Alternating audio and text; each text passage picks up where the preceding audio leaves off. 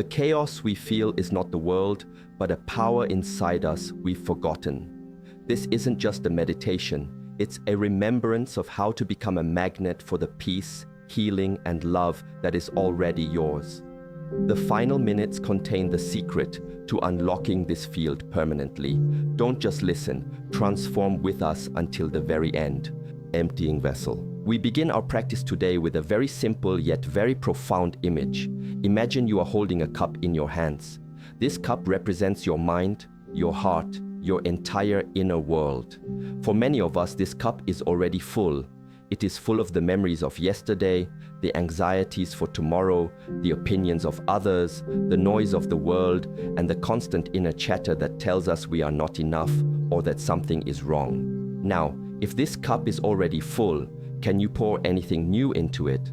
If you try to add fresh, clear water, the water of abundance, of healing, of love, what will happen?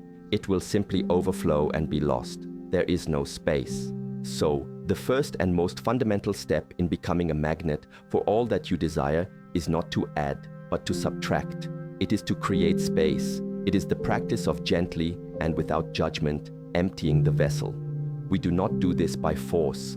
We do not take the cup and violently shake it, trying to dash the contents out. This only creates more turmoil. Instead, we simply hold it with awareness. We tilt it ever so slightly, and we allow what is inside to pour out on its own. In our practice, this means we sit, we breathe, and we watch the thoughts and feelings as they arise. We do not cling to them. We do not fight them. We simply acknowledge their presence like clouds passing in the sky, and we let them go. This process can feel uncomfortable at first. The mind is accustomed to being full, to being busy. An empty space can feel like a void. But I invite you to see it differently.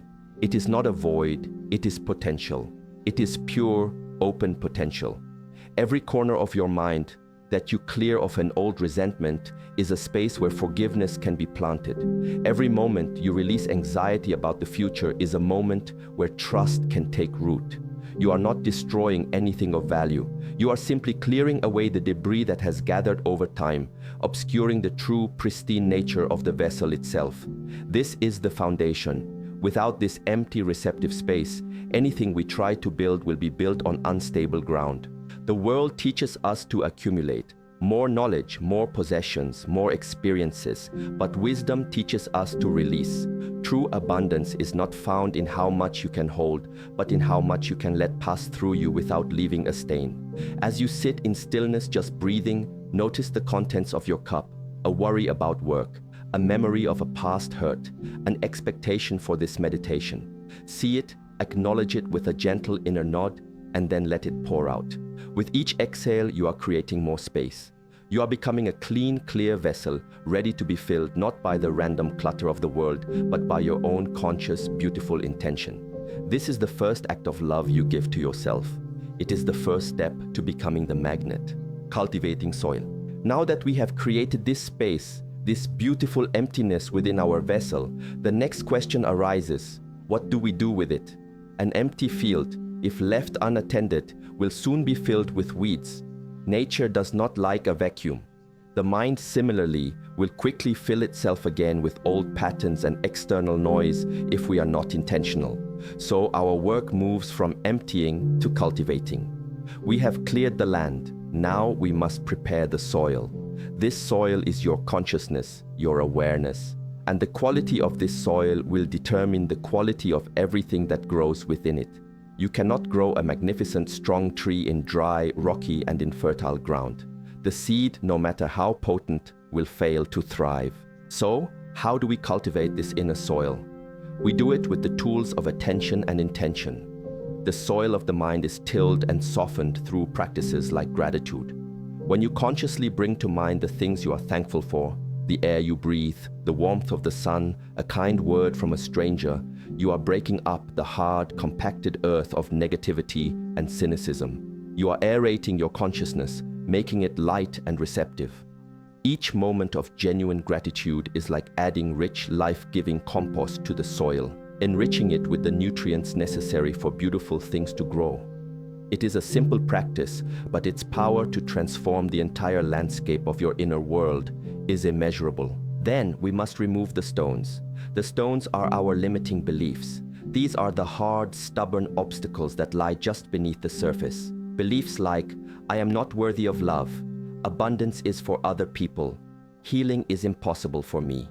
We often don't even see them, but they are there, blocking the roots of our intentions from growing deep. The practice here is one of gentle, honest self-inquiry. When a negative thought pattern arises, we do not simply push it away. We look at it. We ask, is this truly true? Where did this belief come from? Like a patient farmer, we gently dig around the stone, understand its shape and size, and then we lift it out and set it aside. We are not fighting ourselves, we are clearing the path for our own growth. With the soil tilled by gratitude and cleared of stones, it is now ready for the seeds. The seeds are your intentions. For our practice today, abundance, healing, and love. You plant these seeds not with desperate wanting, but with quiet, trusting clarity. You hold the intention in your awareness as a possibility, a reality that is already unfolding.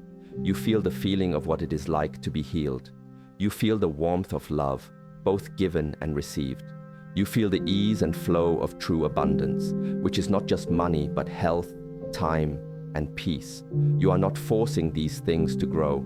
You are simply creating the perfect, most fertile conditions within yourself for them to blossom naturally. This is the work. It is quiet, internal, and it is the most powerful creative act you can perform. Magnetic stillness. We have emptied our vessel and cultivated our inner soil. Now we arrive at the very heart of this practice, the principle that gives the magnet its power, stillness. In our modern world, we are taught that to achieve something, to attract something, we must be in constant motion. We must hustle, strive, chase, and grasp. The energy is active, forceful, and often exhausting. It comes from a belief that what we seek is out there, separate from us, and we must run to catch it. But the masters of old and the laws of nature teach us a different way. They teach us the profound attractive power that is found not in frantic action, but in profound stillness. Consider a great mountain. It does not move. It does not chase the clouds or demand the rain. It simply is. And yet, by its very presence, its sheer silent stillness, it draws everything to it. It creates its own weather systems. It attracts clouds, which bring the rain that nourishes the forests on its slopes. It draws animals to its shelter and humans to its beauty and wisdom. Its power is not in doing, but in being. The mountain is a magnet because it is utterly and completely itself, unmoving and centered in its own being. This is the quality we seek to cultivate within ourselves. The magnet does not run after the iron filings. It rests in its own nature, and its inherent field does the work. This stillness is not an empty, dead, or passive state. It is the most alive state you can be in. It is a stillness born of perfect balance and alignment. When your mind is no longer pulled in 1,000 directions by anxieties and desires, when your heart is no longer turbulent with unresolved emotions, you settle into a state of deep inner quiet. In this quiet, your own energy field, your very presence, begins to harmonize. It becomes coherent, strong, and clear. It is this coherent field that acts as the magnet. The universe, in its essence, is an intelligent and responsive field of energy. It naturally responds to clarity. It resonates with harmony. When you become a point of stillness and harmony in a world of chaos, the things that match that frequency, peace, love, clarity, true abundance, are naturally drawn into your experience. So in your practice, this means letting go of the striving. After you have planted your seeds of intention, you do not dig them up every day to see if they are growing. You trust. You rest. You sit in the quiet confidence of the mountain.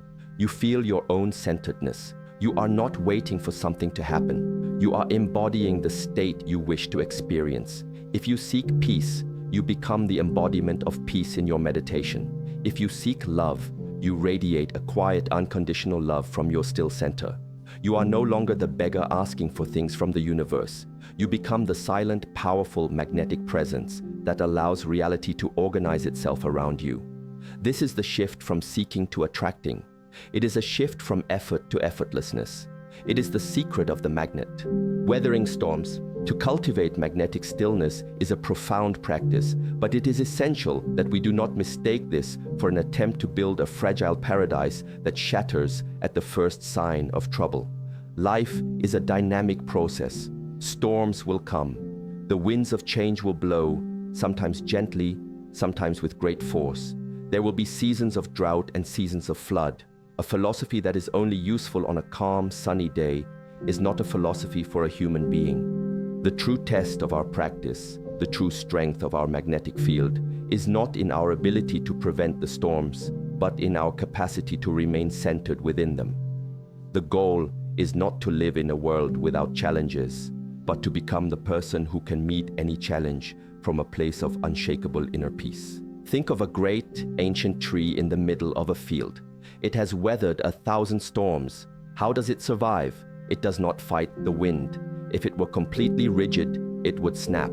Instead, it yields. Its branches sway, its leaves dance in the gale, but its roots run deep into the earth. Its core, its trunk, remains stable and strong. The roots are your daily practice. Every time you sit to meditate, every moment you choose awareness over reaction, you are sending your roots deeper into the ground of being. This is your anchor. This is what holds you when the external world becomes turbulent. The storm is the difficult emotion, the unexpected loss, the challenging situation. It is real, and we honor its power. We do not deny it or pretend it isn't happening. The practice, when faced with a storm, is to bring your attention back to the roots and the trunk. The winds of anger or fear may be howling in the branches of your mind, but can you feel the solid, stable presence in your core? Can you feel the contact of your body on the chair, the rhythm of your breath that continues, steady and true, beneath the surface of the emotional turmoil? This is the art of weathering storms. You allow the emotion to be there, you allow the branches to sway, but you do not identify with it. You are not the storm, you are the tree. The storm is a temporary event passing through your awareness. Your rooted presence is the constant. This is how you maintain your magnetic quality even in difficult times. A magnet does not cease to be a magnet just because the weather changes. Its field remains constant. When you can hold your center during a period of grief, you attract lessons of compassion and resilience. When you can remain anchored in stillness during a conflict, you attract solutions and understanding that would be impossible to see from a place of reactivity. Your challenges then are not punishments. They are opportunities. They are the resistance that strengthens your roots. They are the storms that prove the integrity of your practice. Do not be afraid of them. Learn to be the tree, flexible in the branches, but unshakably rooted in the deep, quiet earth of your own being. Receiving gracefully, as you continue this practice of emptying, cultivating, and remaining still, something remarkable will begin to happen. The seeds you have planted will begin to sprout. The things you have been magnetizing will begin to arrive in your life. An opportunity will appear. A relationship will heal. A sense of deep inner wellness will begin to permeate your days. Love will find you in expected and unexpected ways. Abundance will flow, perhaps as a new idea, a helping hand, or financial ease. And here we encounter a new and subtle challenge, the challenge of receiving. For many of us, this can be as difficult as the initial clearing. We are often conditioned to feel unworthy. When something good comes to us, a voice inside may say, "This is too good to be true," or "I don't deserve this." This is a form of closing down. It is like holding out a cup to ask for rain, and then when the rain comes, turning the cup upside down. The practice here is to meet the gifts of the universe with an open and accepting heart. It is to say a simple, quiet, and profound thank you. It is to acknowledge that you are worthy of goodness, not because of something you have done, but because it is your inherent nature to be in harmony with the flow of well-being. Receiving is a skill. It requires humility and a sense of self-worth. It is the graceful acceptance of what you have asked for. The other side of this challenge is attachment. When something good arrives, our immediate instinct can be to cling to it, to grasp it tightly with fear that it might be taken away. If we attract a loving relationship, we become fearful of losing it. If we attract financial abundance, we become anxious about it disappearing. This clinging, this grasping, immediately destroys the very state that attracted the gift in the first place. It replaces the magnetic stillness with the frantic energy of fear. It signals to the universe that we believe in scarcity, not abundance. The gift becomes a source of anxiety rather than joy. True receiving is like holding water in cupped hands. You must hold it gently. If you squeeze, it slips through your fingers and is lost. The practice of graceful receiving, therefore, is one of open-handedness and non-attachment. You welcome the gift, you honor it, you are deeply grateful for it, you enjoy it fully. But your ultimate security does not come from the gift itself. Your security comes from your connection to the source within you that attracted it. You know that even if this particular form of abundance or love were to change or depart, you remain the magnet. You retain the power to cultivate and attract what you need. This understanding allows you to love without fear, to enjoy wealth without greed, and to experience healing without the constant anxiety of its return. You can then truly celebrate what comes, holding it lightly, gratefully, and gracefully, knowing that the source of all good things lies not in the world outside, but in the still, cultivated space within your own heart. Becoming source.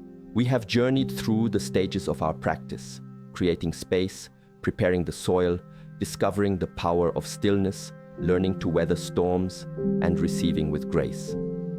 There is one final beautiful evolution on this path. It is the shift from being a magnet that attracts things to itself, to becoming a source from which these qualities flow into the world. This is the ultimate expression of self-mastery and the true meaning of abundance. A magnet, in the end, is still focused on drawing things inward. A source, however, is focused on radiating outward. It is the final and most natural step. Think of a cup that has been filled to the brim with pure, clear water. What happens when you continue to pour into it? It naturally overflows. It cannot help but share what it has. It does not think, I must now give this water away. The giving is a natural consequence of its own fullness. In the same way, when you have diligently cultivated a state of inner peace, love, and well-being, you will reach a point where your own vessel is so full that these qualities naturally begin to overflow into the lives of those around you. Your peace becomes a calming presence for others. Your love becomes a warmth that heals relationships. Your sense of abundance becomes an energy of generosity and possibility that inspires and uplifts. This is a crucial shift in perspective. The initial desire to attract healing for oneself becomes a presence that facilitates healing for others. The desire to attract love for oneself becomes an unconditional love that one radiates to all beings. The desire to attract abundance for oneself becomes a channel of abundance that flows through you and out into the world. You are no longer just a destination for these energies. You become a waypoint, a fountain, a source. You realize that the greatest joy is not in receiving, but in being the vessel through which goodness flows. You understand that true wealth is measured not by what you have, but by what you give. This is not something you need to force. It is the effortless result of your dedicated inner work. When you are truly connected to the infinite wellspring of peace and love within, the idea of scarcity dissolves. There is no need to hoard anything, because you know the source is limitless. You give freely because you know you can never be depleted. You become like the sun. The sun does not shine with the intention of warming a particular planet or growing a specific flower. It simply shines because that is its nature, and in its shining, all life is nourished. Your final aim is to simply be, to shine with the light of your own realized nature. In doing so, you become a blessing to the world, not by what you do, but by who you have become.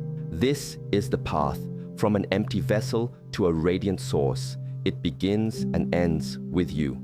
The power to transform your reality, to heal your body and soul, and to fill your life with love is not in a distant temple or a secret book. It is in the quiet, still center of your own being, waiting patiently to be remembered. It is you. You are the magnet, you are the vessel, and ultimately, you are the source. I have been struggling with a deep sense of anxiety for years. feeling like I was constantly at war with my own mind. About halfway through this meditation, during the magnetic stillness part, I started crying. Not from sadness, but from a profound sense of relief. The idea that I don't have to chase peace, but can just be it, was like a key unlocking a cage I didn't even realize I was in. I felt a stillness I haven't felt since I was a child. Thank you. This is life-changing.